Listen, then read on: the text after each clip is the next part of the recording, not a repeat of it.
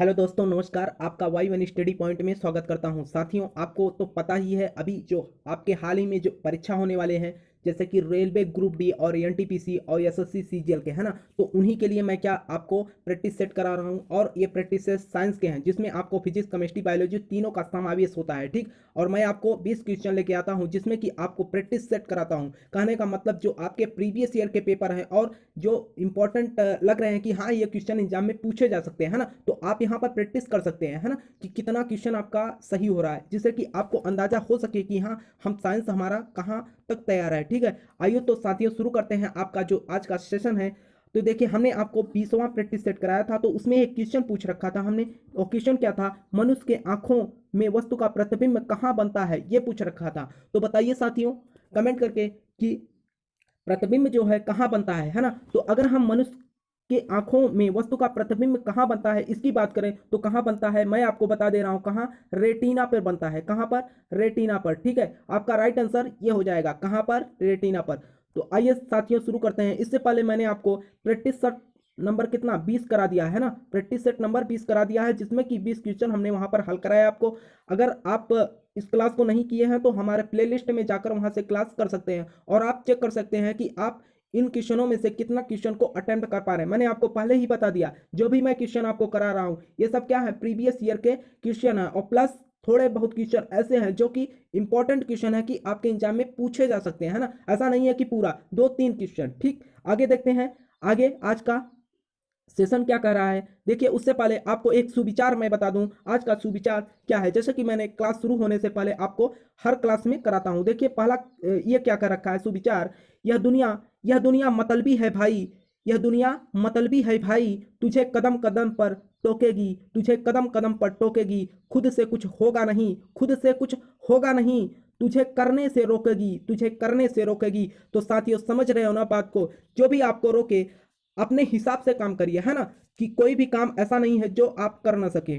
तो साथियों अगर आपको यह सुविचार अच्छा लगा हो तो प्लीज क्लास को लाइक कर दीजिए, ठीक है। आगे देखते हैं, आगे आज की सेशन क्या कर रखा है। देखिए पहला क्वेश्चन क्या कर रहा है, आपके स्क्रीन पर दिख रहा है। देखिए पहला क्वेश्चन क्या कर रहा है, ऊपरी वातावरण में उपस्थित ओजोन परत अवशोषित करती है। ऊपरी वातावरण में उपस्थित ओजोन परत अवशोषित करती है, वह किसे अवशोषित करती है ये आपको बताना है। देखिए पहला क्या कर रखा है, ऑप्शन इसमें से देखकर बताइए। पहला कर रखा है सूर्य से आने वाला अवरक्त प्रकाश प्रकाश को, और दूसरा कर रहा है सूर्य से आने वाला पराबैंगनी प्रकाश को, और तीसरा कर रहा है सूर्य से आने वाला दृश्य प्रकाश, और चौथा कर रहा है पृथ्वी पर पहुंचने वाला आवेशित कण, पृथ्वी पर पहुंचने वाला आवेशित कण।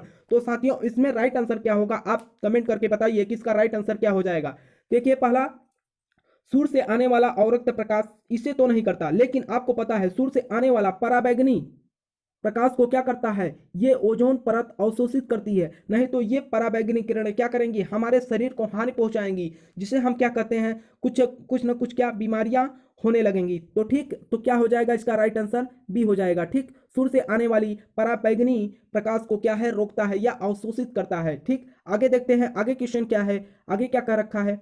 आगे देखिए क्या रखा है, सूर्य के चारों ओर ग्रह सूर्य के चारों ओर ग्रह की कक्षा होती है, ग्रह की कक्षा होती है ये पूछ रखा है, आपको बताना है। देखिए पहला कहने का मतलब ग्रह की कक्षा होती है, वह किस आकार की होती है, ऑप्शन से पता चल रहा है ना। देखिए पहला कह रहा है वृत्ताकार, और दूसरा कह रहा है परवलयाकार, और तीसरा कह रहा है दीर्घ वृत्ताकार, और चौथा कह रहा है सीधी। तो देखिए सूर्य के चारों ओर जो ग्रह की कक्षा होती है वह किस आकार की होती है ये आपको बताना है ना। तो क्या हो जाएगा, अगर हम बात करें वृत्ताकार, वृत्ताकार नहीं होता, ठीक। वृत्ताकार नहीं होता, परवलयाकार होता है। किस आकार का, दीर्घ वृत्ताकार भी नहीं होता, ठीक। किस आकार का हो जाएगा, परवलयाकार। ये सब देखिए डायरेक्टली याद करने वाली चीजें है ना। कहने का मतलब सूर्य के चारों ओर जो ग्रह क्या करता है, चक्कर लगाता है, या जो कक्षा होती है उनकी किस आकार की होती है, वो कैसा होता है, परवलयाकार होता है, ठीक। आपका राइट आंसर क्या हो जाएगा, बी हो जाएगा, ठीक। अगर साथियों आपको क्लास अच्छा लग रहा हो तो क्लास को प्लीज लाइक जरूर करिएगा, ठीक है। आगे देखते हैं आगे क्या कर रखा है। आगे कह रहा है कि तारे मुख्यतः किसके बने होते हैं, जो हमें और आपको क्या तारे दिखते हैं आकाश में वह किसके बने होते हैं ये पूछ रखा है। तो देखिए आपके ऑप्शन में 4 दिए हैं और चारों को देखकर आपको राइट आंसर चूज करना है कि यह किसका बना होता है, ठीक है। देखिए पहला कह रहा है ऑक्सीजन और हाइड्रोजन से, और दूसरा कह रहा है ऑक्सीजन और नाइट्रोजन से, तीसरा कह रहा है हाइड्रोजन तथा हीलियम से, चौथा कह रहा है जल तथा हीलियम से। अगर हम बात करें है ना तारों की, तारों किस मटेरियल के या किस चीज़ के बने होते हैं, अगर इसकी हम बात कर रहे हैं तो साथियों क्या हो जाएगा आपका इसका राइट आंसर, देखिए हाइड्रोजन तथा हीलियम, है ना। हाइड्रोजन और हीलियम से क्या आपके तारे बने होते हैं। ठीक, आपका राइट आंसर क्या हो जाएगा, हाइड्रोजन तथा हीलियम। तो साथियों अगर आपको क्लास अच्छी लग रही हो तो क्लास को प्लीज लाइक जरूर करिएगा। अगर आप चैनल पे नए हैं तो चैनल को सब्सक्राइब कर ले, ताकि आपको आगे मैं जो प्रैक्टिस सेट करा रहा हूं, आपको मैंने पहले ही बता दिया कि ये सब क्वेश्चन जो है प्रीवियस ईयर के पेपर के है ना। तो आप देखिए, आप इसमें राइट आंसर क्या हो जाएगा, सी हो जाएगा। आगे देखते हैं आगे क्वेश्चन क्या कर रखा है। आगे क्वेश्चन क्या कर रखा है, ऊर्जा का एसआई मात्रक है। ऊर्जा का एसआई मात्रक क्या होता है, देखिए पहला कर रखा है वाट और दूसरा कर रहा है जूल, तीसरा कर रहा है पास्कल, चौथा कर रहा है न्यूटन। क्या, पहला कर रहा है वाट और दूसरा कर रहा है जूल, तीसरा कर रहा है पास्कल, चौथा कर रहा है न्यूटन। तो हमें और आपको बताना है कि इसमें से राइट आंसर, ये देखिए ये शक्ति का मात्रक होता है वाट, है ना। जूल, जूल क्या है, ऊर्जा का मात्रक या कार्य का मात्रक भी होता है ना। तो आपको इसमें बताना है क्या, ऊर्जा का मात्रक। ठीक, ऊर्जा का मात्रक क्या हो जाएगा, जूल हो जाएगा। आपका राइट आंसर जो होगा बी हो जाएगा। लेकिन पास्कल, पास्कल क्या है, पास्कल जो है दाब का मात्रक है। न्यूटन, न्यूटन आपको पता है बल का मात्रक है। ठीक, तो यहां पर अगर हम राइट आंसर की बात करें तो आपका बी हो जाएगा, जूल। ठीक, आगे देखते हैं आगे क्वेश्चन क्या कर रखा है। आगे कह रहा है कि विद्युत घंटी निम्न में से किस सिद्धांत पर कार्य करती है। जो विद्युत घंटियां होती है ना, जो कि विद्युत से बजती हैं, या तो वह किस सिद्धांत पर कार्य करती हैं, ये आपको बताना है। तो देखिए पहला क्या कर रखा है, रासायनिक प्रभाव पर, और दूसरा कर रहा है धारा का चुंबकीय प्रभाव, और तीसरा कर रहा है धारा का ऊष्मीय प्रभाव, चौथा कर रहा है सभी, है ना। तो इसमें देखिए अगर हम बात करें तो क्या हो जाएगा आपका राइट आंसर। अगर हम बात करें रासायनिक प्रभाव से, ऐसा नहीं होता, धारा का चुंबकीय प्रभाव। ठीक, किसके कारण, धारा की चुंबकीय प्रभाव के कारण क्या होती हैं जो घंटियां, या हम कहें कि विद्युत घंटियां इसी सिद्धांत पर कार्य करती हैं, धारा का चुंबकीय प्रभाव पर। ठीक, आपका राइट आंसर क्या हो जाएगा, बी हो जाएगा, है ना। अगर आपको क्वेश्चन आ रहा तो आप कमेंट करके बताते रहिए, जिससे कि आपको पता चलता रहे कि हाँ हमारा इतना क्वेश्चन सही है। ठीक, आगे देखते हैं आगे क्वेश्चन क्या कर रखा है। आगे कर रखा है कि निम्न में से कौन सी धातु चुंबक की धातु है। निम्न में कौन सी धातु चुंबकीय धातु है, ये पूछ रखा है। तो देखिए इसमें आपको बताना है, कहने का मतलब जो वह कौन सा धातु है जो चुम्बक को या चुम्बक उस लोहे को अपनी तरफ क्या करे, आकर्षित करे। तो देखिए पहला का लोहा, दूसरा का तांबा, एल्युमिनियम, उपयुक्त तो सभी। तो आपको अच्छे से पता है जो तांबा होता है, तांबा को क्या चुम्बक अपनी तरफ नहीं खींचता है, और एल्युमिनियम को भी नहीं खींचता। उपयुक्त तो सभी, उपयुक्त तो सभी तो हो ही नहीं सकता, जब दो है ही नहीं तो उपयुक्त सभी कहां से होगा। तो आपका राइट आंसर क्या हो जाएगा, लोहा। आपको सभी को पता होगा लोहे को क्या करता है, चुम्बक अपनी तरफ आकर्षित करता है। तो आपका राइट आंसर क्या हो जाएगा, ए हो जाएगा। ठीक है, आगे देखते हैं आगे क्वेश्चन क्या कर रखा है। आगे क्वेश्चन क्या कर रखा है, देखिए आगे क्वेश्चन क्या कर रखा है। ऊंचे पहाड़ों के शीर्ष पर वायुमंडलीय दाब, ऊंचे पहाड़ों के शीर्ष पर वायुमंडलीय दाब क्या होता है। कहने का मतलब जैसे कि जमीन और पहाड़ में अंतर होता है ना, जमीन पर कुछ अलग वायुमंडलीय प्रेशर होता है या वायुमंडलीय दाब होता है, और पहाड़ों पर अलग होता है ना। ये तो सभी को पता होगा। तो देखिए इसमें आपको बताना है कि राइट आंसर क्या होगा, है ना। ऊंचे पहाड़ों के शीर्ष पर वायुमंडलीय दाब ये पूछ रखा है, तो आप बताइए क्या होगा। क्या दाब बढ़ता है, और दूसरा कर रहा है स्थिर रहता है, तीसरा कर रहा है घटता है फिर बढ़ता है, चौथा कर रहा है घटता है। देखिए अगर हम जमीन की बात करें, ठीक, पहाड़ों के अपेक्षा यहाँ पर दाब क्या होता है, अधिक होता है ना। लेकिन यही काम अगर हम पहाड़ों पे पूछे, जमीन के अपेक्षा पहाड़ों पर वायुमंडलीय दाब की बात करें, तो वहां पर क्या होता है, घट जाता है। ठीक, क्या होता है, घट जाता है। तो आपका राइट आंसर इस क्वेश्चन का क्या हो जाएगा, डी हो जाएगा। ठीक, आपका राइट आंसर क्या हो जाएगा, डी हो जाएगा। ठीक है, अगर यहीं पर क्या जमीनों पर पूछता तो हम कह सकते थे पहाड़ों की अपेक्षा बढ़ता है। ठीक है, आगे देखते हैं आगे क्वेश्चन क्या कर रखा है। आगे कह रखा है कि सूट केसों में चौड़े हैंडल दिए जाते हैं, क्योंकि सूट केसों का कहने का मतलब जो हमारे और आप अगर हम भाषा की बात करें, गांव की भाषा में जिसे हम और आप क्या कहते हैं, अटैची के नाम से भी जानते हैं ना, या सूट केस, है ना। तो उसमें देखिएगा जो चौड़े हंडे लगे होते हैं वो किस लिए लगाए जाते हैं, कुछ कारण होगा तभी तो चौड़े हंडे लगाए जाते हैं। और आपके 4 ऑप्शन दे दिया है, और इसमें आपको बताना है कि हाँ इसी के अकॉर्डिंग चौड़े हैंडल लगाए जाते हैं। देखिए पहला क्या कर रखा है, हैंडल पर लघु दाब लगाया जाता है, हैंडल पर लघु दाब लगाया जाता है, लघु का मतलब थोड़ा सा। ठीक, और दूसरा क्या कर रहा है, संडल हैंडल होगा, यहाँ पर हैंडल होगा। ठीक है, हैंडल पर दाब, हैंडल पर बड़ा दाब लगाया जाता है, और दूसरा कर रहा है आकर्षक दिखने के लिए, और चौथा क्या कर रहा है, सूटकेस का वजन बढ़ाने के लिए। ऐसी बात तो है नहीं कि सूटकेस के वजन को बढ़ाने के लिए हम क्या करें, हैंडल को चौड़ा कर दें। तो देखिए इसमें आपका राइट आंसर क्या हो जाएगा, ये आपको बताना है। अगर हम बात करें, हैंडल पर बड़ा दाब लगाया जाता है ना, काफी वेट होता है, उसमें जो मटेरियल भरे जाते हैं या आपने आवश्यकता अनुसार जो भी सामान लिए रहते हैं, तो आपको पता है वजन होते हैं, तो ये जब वजन होते हैं तो बड़ा दाब लगाया जाता है, इसी के कारण आपका राइट आंसर क्या हो जाएगा, बी हो जाएगा। ठीक है, आगे देखते हैं, आगे क्वेश्चन क्या कर रखा है। आगे कह रखा है किस ताप पर सेल्सियस और फ़ारेनहाइट पैमाने के पाठ्यांक आपस में मिलते हैं। किस ताप पर सेल्सियस और फ़ारेनहाइट पैमाने के पाठ्यांक आपस में मिलते हैं, ये आपको बताना है।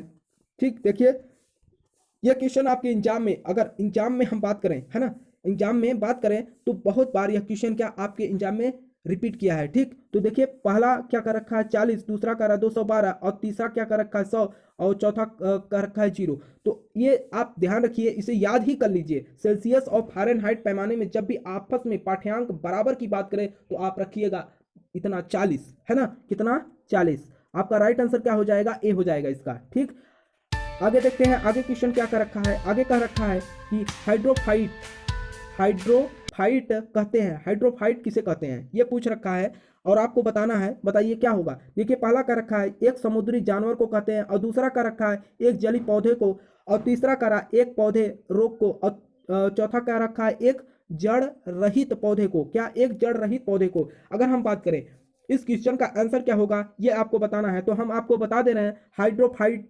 किसे कहते हैं, एक जली पौधे को। किसे कहते हैं, एक जली पौधे। कहने का मतलब जो पौधे जल में पाए जाते हैं उसे क्या कहते हैं, हाइड्रोफाइट कहते हैं। क्या, हाइड्रोफाइट कहते हैं। ठीक है, आपका राइट आंसर क्या हो जाएगा, बी हो जाएगा। आगे देखते हैं, आगे क्वेश्चन क्या कर रखा है। आगे क्वेश्चन कह रखा है कि लौंग है, जो हम और आप घरों में देखते हैं लौंग इस्तेमाल होता है, वह अगर हम पूछा जाए कि यह क्या होता है, इसकी नेचर क्या होती है, या यह किस चीज का बना होता है। जैसे देखिए आपके ऑप्शन में देखिए 4 दिया है। पहला का रखा है तना की गांठ होती है, और दूसरा का रहा है जड़ की गांठ होती है, और तीसरा का रहता कह रखा है क्या, बंद कलियां होती हैं, और चौथा कह रहा है बीज होता है। तो देखिए अगर हम लौंग की बात करें, ठीक, लौंग क्या होता है, अगर हम लौंग की बात करें, है ना, अगर यहाँ पर लौंग की बात की जा रही है तो आपको ये बता दें हम, ये क्या होती है। आप कमेंट करके बताइए कि इसका राइट आंसर क्या हो जाएगा।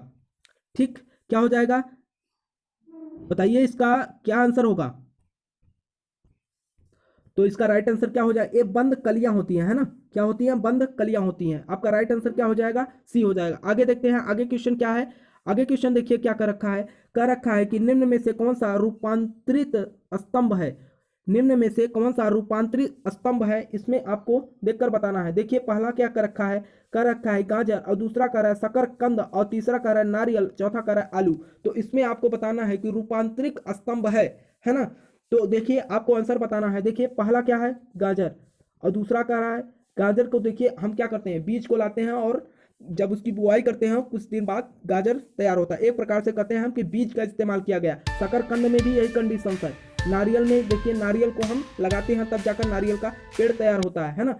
लेकिन अगर हम आलू को क्या करते हैं, आलू के रूप में ही लगाते हैं, है ना, आलू को आलू के रूप में ही लगाते हैं, और क्या होता है, आलू ही निकलता है। कहने का मतलब इसका बीज नहीं होता। ठीक, तो एक प्रकार से हम क्या कर सकते हैं, निम्न में से कौन सा रूपांतरित स्तंभ है, क्या हो जाएगा, आलू हो जाएगा। आपका राइट आंसर क्या हो जाएगा, डी हो जाएगा। आगे देखते हैं, आगे क्वेश्चन क्या कर रखा है। ठीक, आगे क्वेश्चन कराने से पहले फिर एक बार आपसे हम निवेदन करेंगे कि अगर आप अभी तक क्लास को लाइक न किए हो तो प्लीज क्लास को लाइक कर लीजिए। ठीक, अगर आप चैनल पे नए हो तो चैनल को सब्सक्राइब कर ले, ताकि आपको हमारे क्लास की नोटिफिकेशन बराबर मिलता रहे। ठीक, देखिए पहला क्वेश्चन क्या कर रखा है, ये क्वेश्चन क्या कर रखा है, हल्दी के पौधे का खाने लायक हिस्सा कौन सा है। हल्दी के पौधे का खाने लायक हिस्सा कौन सा होता है। आप जब अपने गांव में देखे होंगे या कहीं पर देखे होंगे कि हल्दी के जो पौधे होते हैं, अगर हम पौधे को देखकर ही समझ जाते हैं, या ये कहिए कि जो पौधा होता है वह कौन सा ऐसा उसका अंग होता है जो हल्दी के उपयोग में लाया जाता है। ठीक, तो देखिए पहला का रखा है जड़, और दूसरा का रहा है प्रकंद, और तीसरा का रखा है फल, और चौथा का रहा है कंद। तो आप देखिए इसमें राइट आंसर बताइए कि क्या होगा। देखिए जड़, जड़ नहीं होता, प्रकंद। कहने का मतलब देखिएगा उसके अंदर जड़ के कुछ भाग ऐसे होते हैं जिसमें क्या प्रकंद उत्पन्न होते हैं। जो प्रकंद होते हैं वही क्या होते हैं, हमारे खाने योग्य होते हैं, है ना। तो आपका राइट आंसर क्या हो जाएगा, इसमें बी हो जाएगा। ठीक, आगे देखते हैं, आगे क्वेश्चन क्या कर रखा है। आगे कह रखा है कि सर्वाधिक कठोर तत्व निम्न में से कौन है। सर्वाधिक कठोर तत्व निम्न में से कौन है, ये पूछ रखा है। आप बताइए इन चारों ऑप्शनों में से कौन सा ऐसा तत्व है जो सबसे कठोर है। देखिए पहला का रखा है हीरा और दूसरा का रहा है सीसा और तीसरा क्या कर रखा है टंगस्टन, चौथा का रहा है लोहा। तो आप बताइए इसमें से सबसे कठोर धातु कौन सा है। तो अगर हम बात करें हीरा सबसे कठोर धातु होता है ना इन सर्वाधिक इन चारों ऑप्शनों में से, है ना। क्या हो जाएगा आप राइट आंसर, आपका राइट आंसर क्या हो जाएगा, हीरा हो जाएगा। ठीक है, आगे देखते हैं आगे क्या कह रखा है। आगे ये तो सभी को पता होगा, है ना। कह रहा है कि शुद्ध सोना कितने कैरेट का होता है, शुद्ध सोना जो पाया जाता है वो कितने कैरेट का होता है ना। तो आपको बताना है। देखिए पहला क्या कर रखा है 25 कैरेट और दूसरा कर रहा है 24 कैरेट, तीसरा का रखा है 23 कैरेट और चौथा का रहा है 20 कैरेट, है ना। तो इसमें अगर हम बात करें जो शुद्ध सोना होता है या हम कहें कि जो कृत्रिम ढंग से सोना बनाया जाता है या जो स्टैंडर्ड मान दिया गया है भारत सरकार की तरफ से वो कितना है आपका 24 कैरेट है कितना शुद्ध सोने की माप अगर हम बात करें कितना होता है 24 कैरेट। अगर हम प्योर शुद्ध की बात करें, प्योर शुद्ध सोने को हम और आप पहन ही नहीं सकते क्योंकि प्योर शुद्ध सोना जो होता है बहुत ही मुलायम होता है ना, वो टूट जाएगा। ठीक, आपका राइट आंसर क्या हो जाएगा इसका, बी हो जाएगा। आगे देखते हैं और आपका ये लास्ट क्वेश्चन रहा। अगर आपको क्वेश्चन अच्छे लगे हो तो प्लीज क्वेश्चन को लाइक शेयर जरूर करिएगा।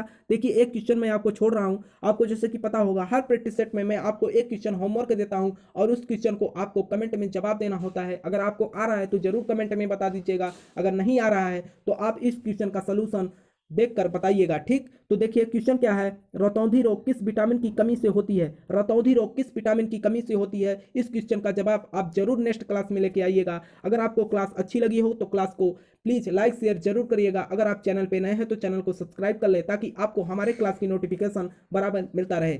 तब तक के लिए नमस्कार।